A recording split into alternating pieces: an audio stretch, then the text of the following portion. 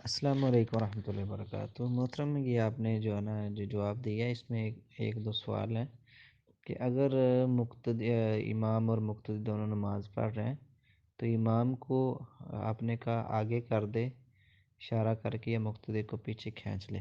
امام کو اشارہ کر کے آگے کرنے کی جو ہے نا دلیل یا حدیث، وہ آپ برائے مہربانی سینڈ کر دیں۔ اور دوسرے نمبر پر ایک اور روایت کے اندر کہیں پڑھا تھا میں نے کہ نبی پاک علیہ السلام نے فرمایا کہ جب بھی تم نماز کو جماعت کو جس حالت میں پاؤ اس کے ساتھ شامل ہو جاؤ۔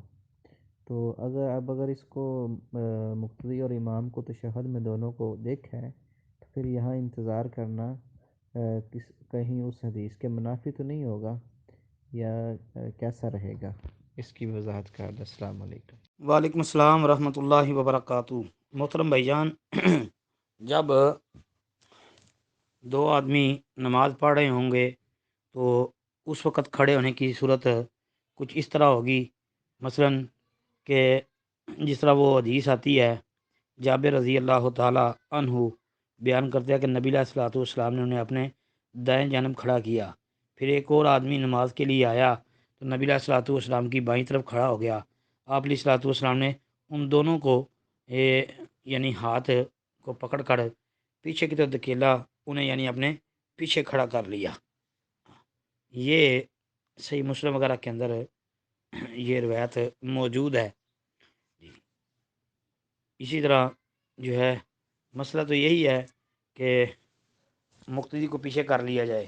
باقی جو میں نے یہ ذکر کیا کہ امام کو چاہے ہاتھ لگا کے آگے کر لیں، وہ بعد اپنے مشائخ کے فتوے کی بنیاد پہ یہ بات کی ہے، کوئی مرفوع حدیث کی بنیاد پر یہ بات نہیں کی جی۔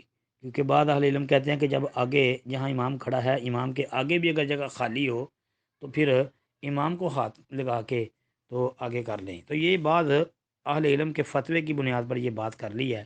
باقی مرفوع حدیث کے مطابق بات وہی ہے کہ مقتدی کو ہی پیچھے کرنا چاہیے۔ آگے جو بات آپ نے کی ہے کہ وہ حدیث جو آتی ہے کہ رسول اللہ صلی اللہ علیہ وسلم نے فرمایا کہ جب تم آؤ تو امام کے ساتھ جس حالت میں ہو شامل ہو جاؤ۔ جی بالکل، حدیث تو آتی ہے، لیکن دیکھیں نا کہ اب اگر تشہد کے اندر ہے تو پیچھے آنے والا جو ہے وہ مقتدی کو تشہد کی حالت میں پیچھے کرنا اس کے لیے مناسب نہیں ہے۔ تو وہ اگر آپ کہیں کہ ایک سائڈ پہ مقتدی ہے تو دوسری سائڈ پہ بھی مقتدی وہ پیچھے سے آنے والا بیٹھ جائے تو یہ تو سنت کے خلاف عمل ہو جائے گا نا، یہ تو درست نہیں ہوگا، یہ درست نہیں نہ ہوگا۔ تو اس لیے اس کے لیے بہتر تو یہی ہے کہ تشہد سے اٹھنے کا انتظار کر لے، لیکن اگر وہ ظاہری الفاظ کے اوپر ہی وہ بندہ کوئی عمل کرتا ہے کہ جی حدیث کے ظاہری الفاظ یہی ہیں کہ جس حالت میں بھی امام ہو اس کے ساتھ شامل ہو جاؤ، تو پھر بھی اس میں یہی ہوگا کہ تشہد کی حالت میں ہی مقتدی جو ہے اس کو پھر پیچھے آنا پڑے گا، بیٹھے بیٹھے ہی گھسٹ کر تھوڑا سا پیچھے آنا پڑے گا۔